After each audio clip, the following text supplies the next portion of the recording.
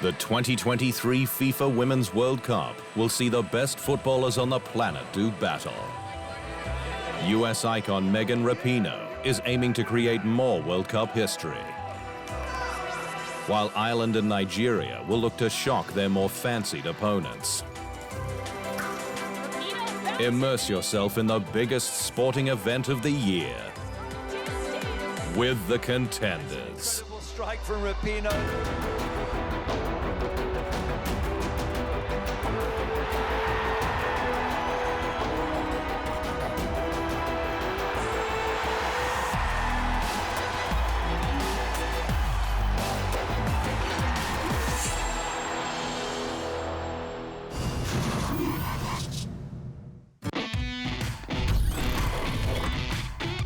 There will be a number of firsts at the 2023 Women's World Cup. It's the first time 32 countries will compete at the women's finals, up from 24 in 2019. It's the first time the tournament will be held in two countries across multiple confederations, with Australia and New Zealand co-hosting the event. And with this in mind, a new and unique mascot was designed to represent the trans-Tasman nations. Tizuni, a fun football-loving penguin, is the official mascot of the 2023 Women's World Cup. Based on the Eudiptula minor species endemic to Australia and New Zealand, Tizuni is seen as the perfect representative for the host nations. Her name was inspired by the Tasman Sea, her place of birth which separates Australia and New Zealand, and unity, a key value of the 2023 Women's World Cup. A 15-year-old midfielder who exudes style and confidence. Her age and attributes will look to inspire the next generation of female footballers around the world while capturing the spirit of the event. Tizuni continues a trend that has emerged when it comes to Women's World Cup mascots. Recent tournaments have featured bird-inspired characters. For France 2019, it was a young female chicken named Etty, the daughter of Footix, the mascot for the Men's World Cup in 1998. And in 2023, it will be Tizuni's turn to strut her stuff when the biggest women's sporting event on the planet takes place in the Southern Hemisphere for the first time. Up next, can Ireland spring a surprise at their first ever Women's World Cup?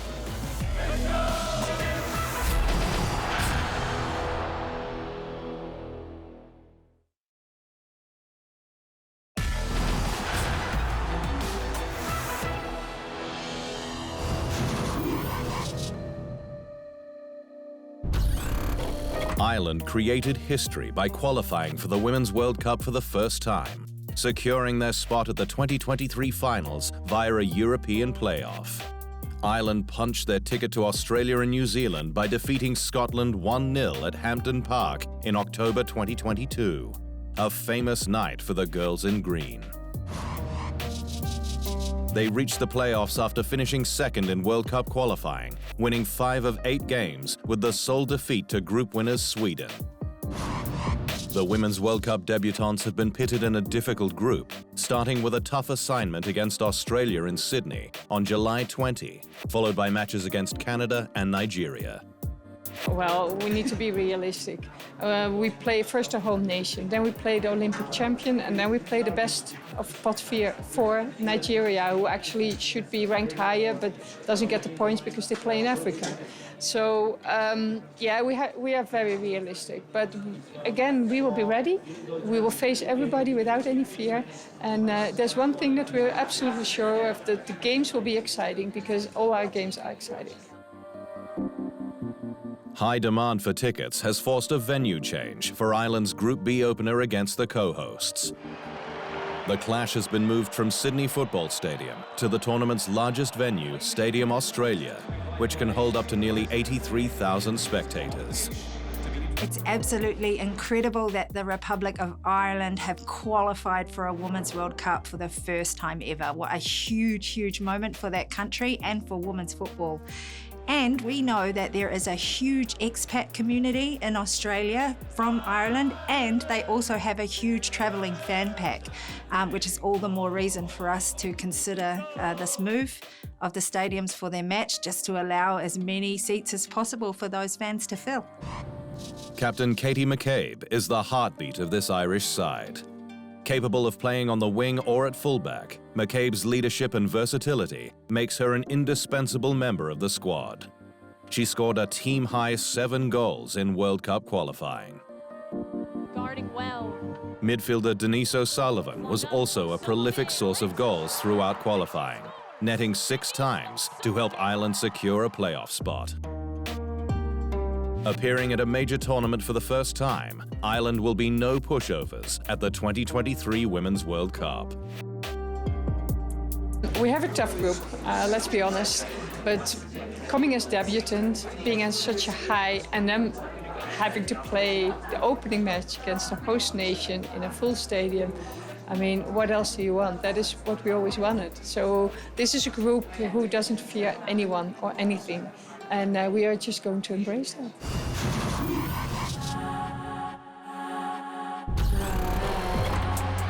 Women's football has long been an afterthought in many countries around the world.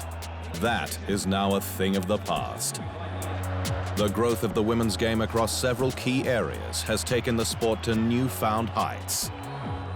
Footballers are some of the most marketable female athletes in the world, helped by the broader coverage of the sport across various platforms, as well as the emergence of social media. More people are watching women's football than ever before, and players are becoming household names as a result. I'd say I'm very lucky to be a young footballer right now in this day and age, where there's so much growth happening, but there's so much to go. And back in the day, you didn't used to see so much movement around the game, and it's something that is really beautiful just to see, the fact that we have the World Cup in Australia next year, and also, the fact that we're bringing fans more together, and not just for the tournaments, the big tournaments, but also for every game you're making the games more accessible, you're actually putting women's sports on TV, which is the most important thing, and I think that's really growing the community and showing people, generations of young girls that you can make a living out of this, and you can follow your dream no matter what it may be. Increased exposure for female footballers has resulted in a spike in merchandise sales, reflecting the change in perception of women's sport. The home jersey worn by the all-conquering US women's team at the 2019 World Cup sold in record numbers, while England's triumph at Euro 2022 sparked a huge demand for shirts and other merchandise products. The rise in popularity of women's football has led to major sponsorship deals, where players have become the faces of recognized global brands. World Cup winning US star Alex Morgan was the most endorsed women's athlete in 2022, landing no less than 27 brand deals across the year. Another among the world's most marketable female footballers is Australia captain and Chelsea ace Sam Kerr. The first female to feature on the front cover of the popular video game FIFA, Kerr's superstar status is breaking down barriers and inspiring others. It's so cool to be a role model and inspire people, and I think representation is one of the most important things ever. So I just think for me to be with all these amazing footballers, amazing clubs, I'm really proud to be a part of this journey that women's football and women's sport is going on. Women's football has come a long way, and its soaring popularity means players are receiving unprecedented exposure, which will only increase in the coming years. Coming up, Megan Rapinoe will look to add another chapter to her glorious international career.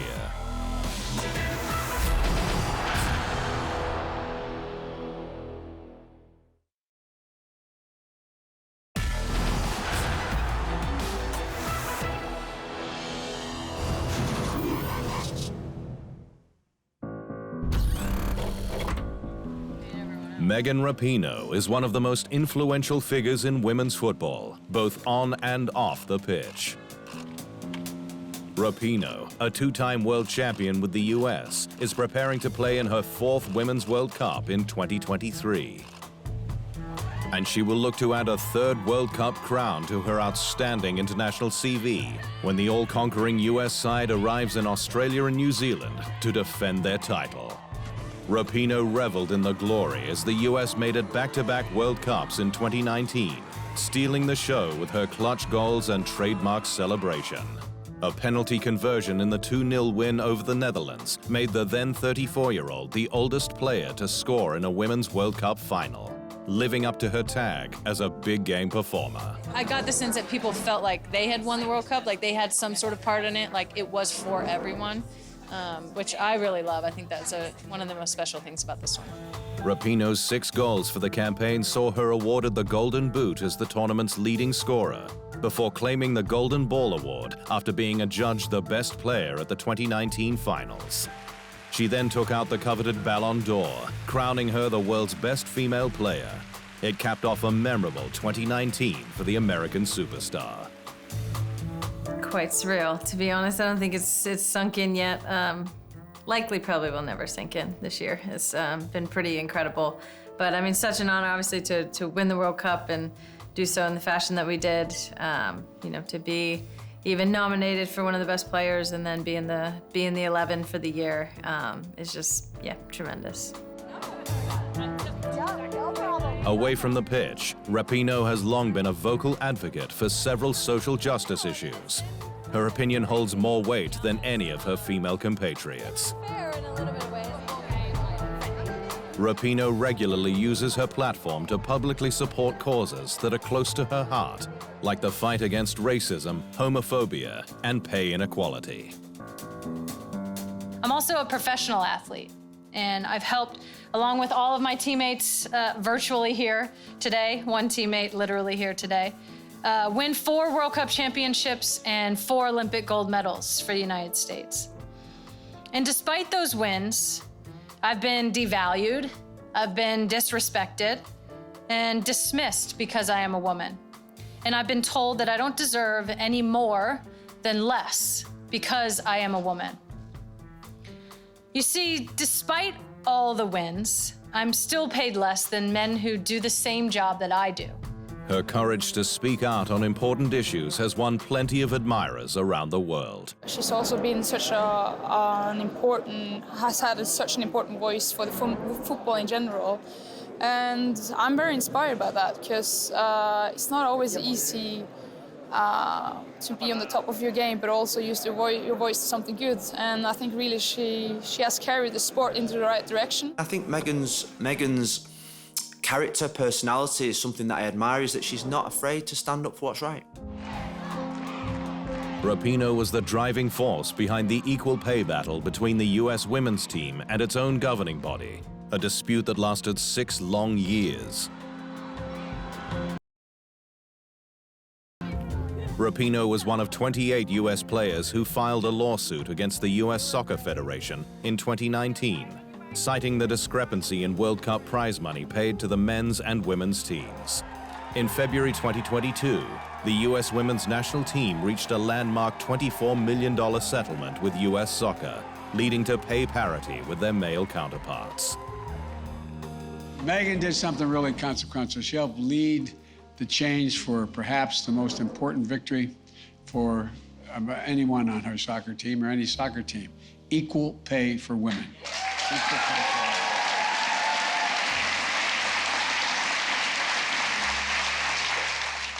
A leader on the U.S. women's soccer national team, perhaps the most dominant of any team in any sport in their successful fight for equal pay. Megan Rapinoe challenges and inspires millions of people who believe in themselves and the possibilities of our nation.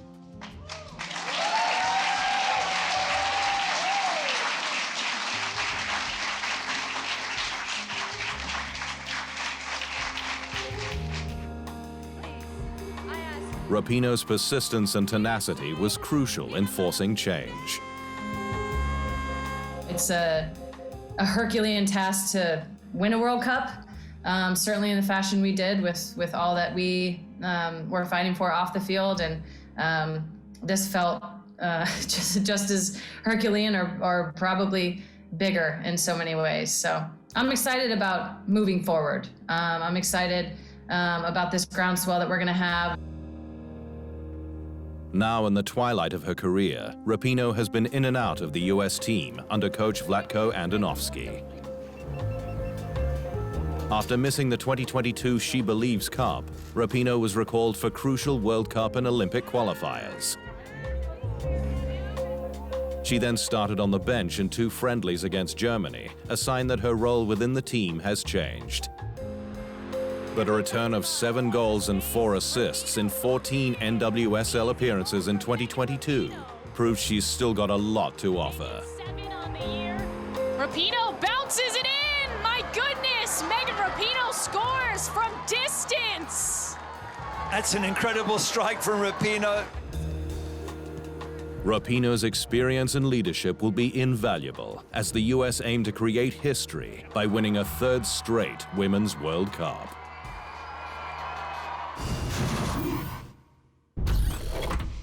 I can certainly recall a few games where I've played against Megan Rapinoe. She did come down under and play in our domestic league here in Australia. She's also a good friend of mine. We've had a lot of history together. We spent a lot of time together.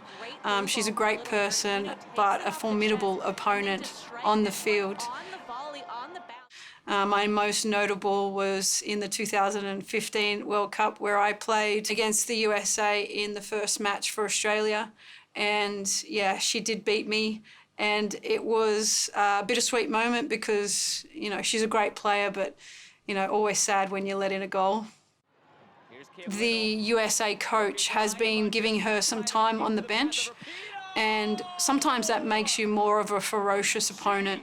I do feel like her time on the bench hasn't boded well for the US national team in their outcomes and their performances.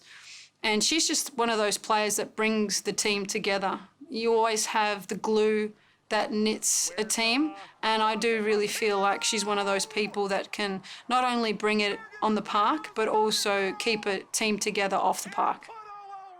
She is similar to an Abby Wambach in her 2015 campaign. They did go all the way and win that World Cup, but you did see Abby Wambach really encourage her teammates from the bench. She understood that maybe there was a sliding door and a transition phase happening. Whether she plays a lot of minutes or a few minutes, that she will no doubt impact her teammates and the opposition in any way that she can. People need to understand that we are no longer just athletes. We need to speak out. We need to use our influence for good. Megan Rapinoe acknowledges the fact that she has a platform, that because of the ball at her feet, she's able to pursue a career outside football in helping shining a light on, you know, some things and issues that really hold us back as a human race. Our racism, our gender inequality. She really, she's probably an inspiration for me in terms of her off-field performances and what she stands for. She has stood for more than what she does on the field, and I commend her immensely. If you speak out about human rights or LGBTQI+ hardships or racism, you know, you're detracting from your performance. I actually think it emboldens Megan Rapinoe.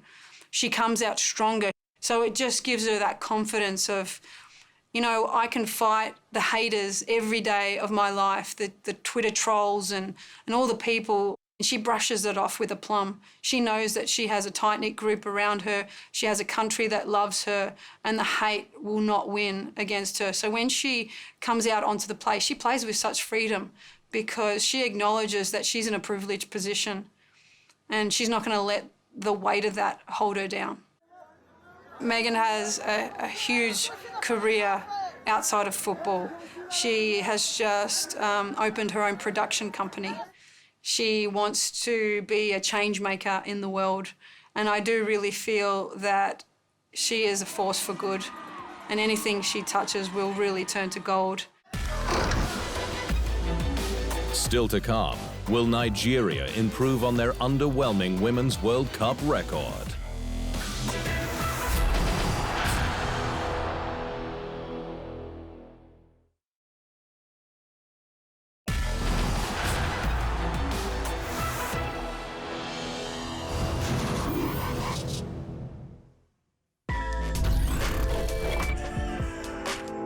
Qualifying for Women's World Cups has not been a problem for Nigeria.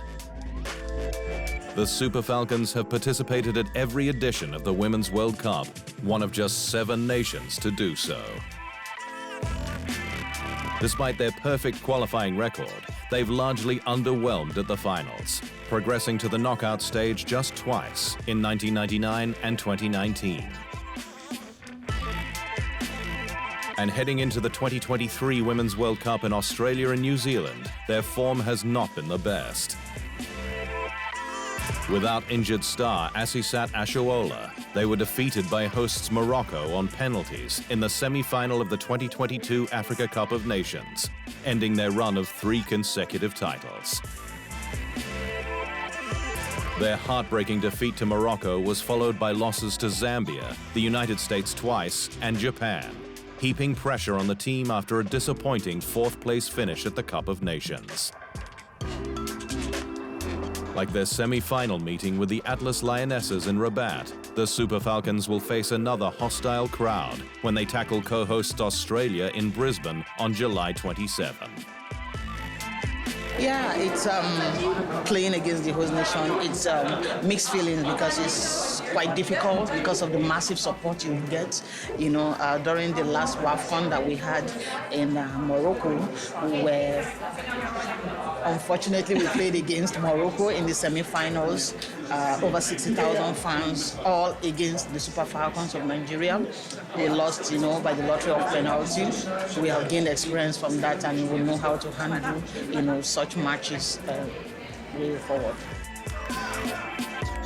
Nigeria's best ever performance at a Women's World Cup was reaching the quarterfinals in 1999, the first African nation to make the last 8. If they're to repeat that success, a lot rests on the shoulders of Asisat Ashuola, who became the first African female Ballon d'Or nominee in 2022. Ashuola scored in Nigeria's solitary win at the 2019 World Cup, and she'll look to carry her scintillating club form with Barcelona onto the international stage. Her talents are well known in Spain after winning the 2022 Primera Division Golden Boot. A 5-time African Women's Footballer of the Year recipient, she is regarded as one of the greatest ever African female players, with still plenty of years ahead of her. Ashuola and her Nigerian teammates will be based at Lions FC Stadium in Brisbane for the duration of the 2023 Women's World Cup. It's where they'll train in preparation for their Group B matches. The Super Falcons get their campaign underway against Olympic gold medalists Canada in Melbourne on July 21.